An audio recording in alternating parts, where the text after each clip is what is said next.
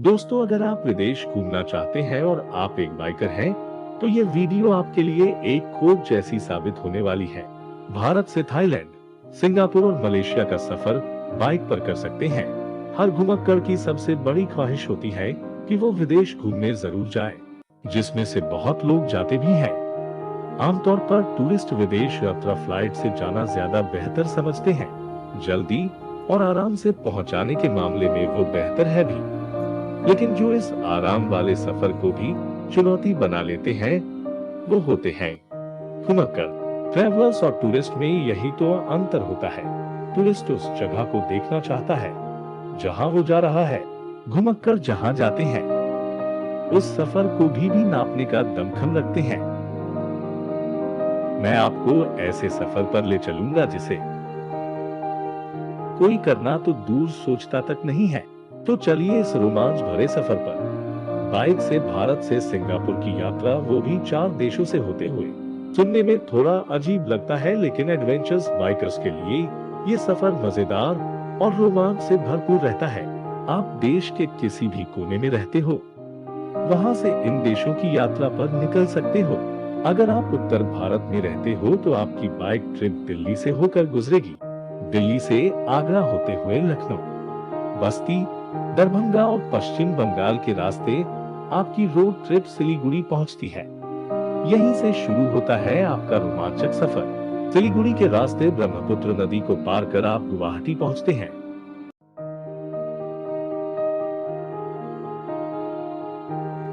यहां से आगे बढ़ने पर 90 किलोमीटर बाद आपका अगला पड़ाव होगा शिलांग। गुवाहाटी से शिलांग का रास्ता बेहद शानदार है और सड़कें चौड़ी हैं। चलेगा। कश्मीर, मसूरी, शिमला जैसे संकरे, खड़े रास्ते और डरा देने वाली खाइयां आपको इस रास्ते पर नहीं मिलेगी। हालांकि आगे जाकर शहर के भीतर आपको थोड़ा सावधान रहना होगा।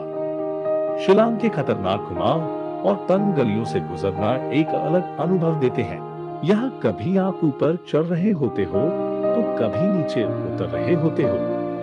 ये अलग तरह का अनुभव है जो आपको पसंद आएगा। शिलांग वैसे तो अपने नजारों और खूबसूरती के लिए फेमस है, लेकिन ये कम लोगों को पता है कि शिलांग अनानास के लिए भी फेमस है। यहाँ अनानास खूब होता है। शिलांग में थोड़ी देर आराम करने के बाद आगे का सफर सिलचर की ओर बढ़ता है, जहाँ से आप सीधे पहुंचेंगे इम्फाल। इम्फाल मणिपुर की राजधानी है।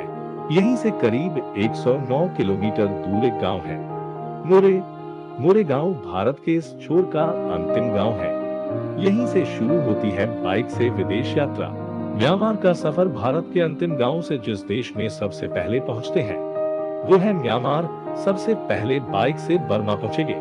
यहाँ से आप शहर कैले बागान से होते हुए म्यांमार की राजधानी नायपीडा पहुंचते हैं। आपको रास्ते में खूब बौद्ध मंदिर मिलेंगे। ये वजह है कि म्यांमार को मंदिरों का देश कहा जाता है।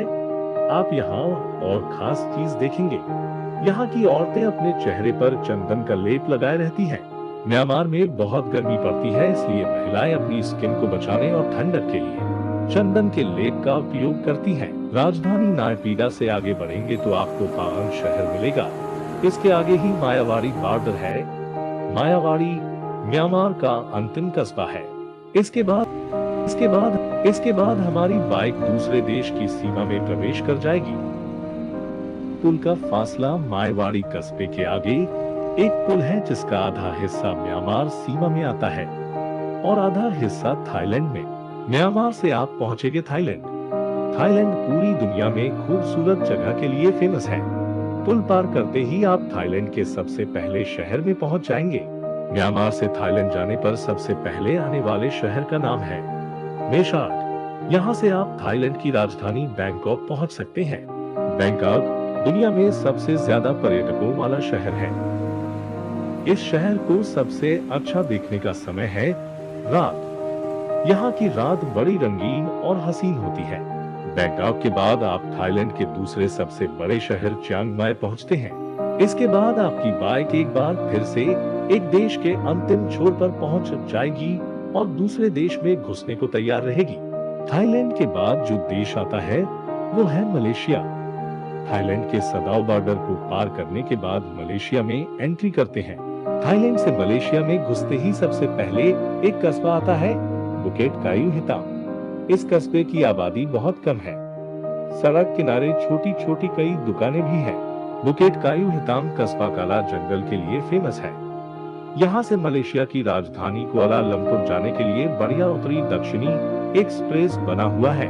आप इस जगह पर आकर सोचेंगे कि आराम कर लिया जाए, लेकिन आप यहाँ आराम नहीं कर पाएंगे क्योंकि यहाँ कोई होटल नहीं है। तब आप थोड़ी देर रुककर अपनी यात्रा को जारी रख सकते हैं। मलेशिया भारत की ही तरह विविधताओं से भरा देश है। यहाँ आप प्रकृति की खूबसूरती को देख भी पाओगे और अनुभव भी करोगे। आप जब बाइक से मलेशिया पहुँचे तो यहाँ जरूर रुके। आपको इस देश को करीब से देखना चाहिए। यहाँ आपको आधुनिकता से भरे शहर भी मिलेंगे और लोगों की सिंपल लाइफ भी देखने को मिलेगी।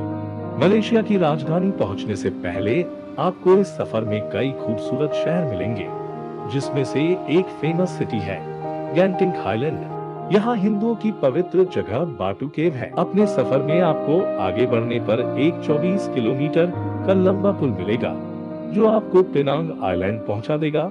पेनांग आइलैंड से आगे बढ़ने पर आपको मिलेगा इपोह शहर, जहां से 280 किलोमीटर दूर है राजधानी कुआलालंपुर। यहाँ पहुंचकर आपका मलेशिया यात्रा पूरी हुई। अब एक नए देश की ओर कूच करना था।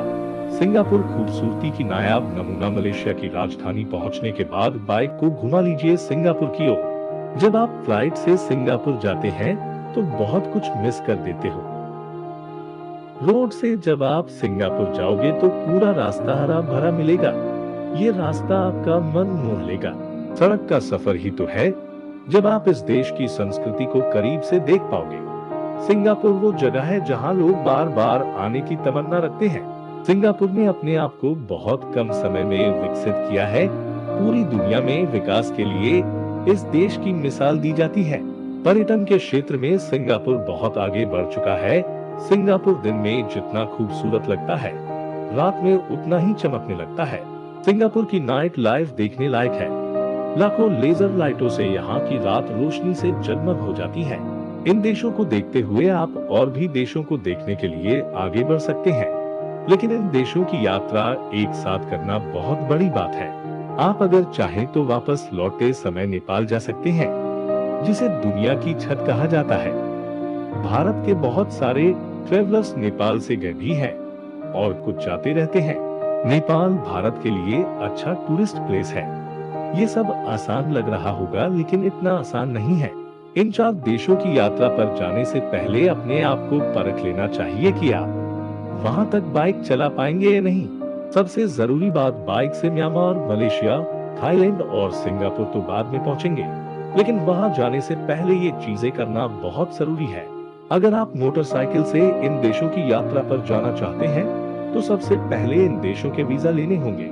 इन देशों में मोटरसाइकिल ले जाने की भी अनुमति लेनी होगी। इन देशों में जाने के लिए एक परमिट भी लेना होता है, जिसका नाम है रोड लैंड परमिट। इसके अलावा अपनी बाइक को सुधारना भी आना चाहिए। जाने कब और कहां पंचर हो जाए, इसलिए एक बाइकर को ये सब तो आना ही चाहिए।